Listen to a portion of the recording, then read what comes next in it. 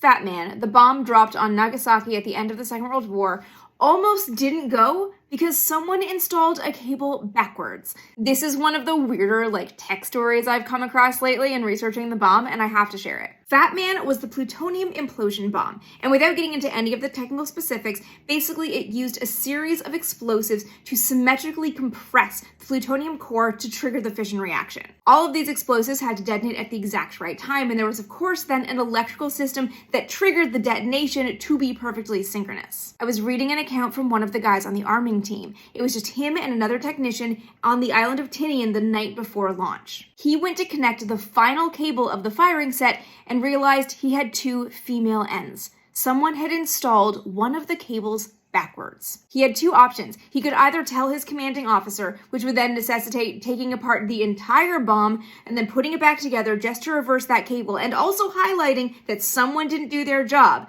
The problem with this is that it would then also push the bombing back, and they were on a tight timeline. The second option was to take the ends off and resolder them himself. This was very much against the rules, not just because it was against protocols, it was also really dangerous to be working with a soldering iron next to the bomb. He did it anyways. The room that the bomb was stored in was like a crazy clean room. Nothing could really get in or out, and there was not even an outlet for electricity because it could be dangerous. So what does he do? He and the other technician went and got a couple of extension cords so they could bring a soldering iron into the room with the bomb. He said he wasn't actually worried about the plutonium core while he was working because it in itself couldn't do anything. He was worried about the 2,000 pounds of explosives that were surrounding that plutonium core. Ultimately, the biggest danger he faced was the dressing down for breaking the rules.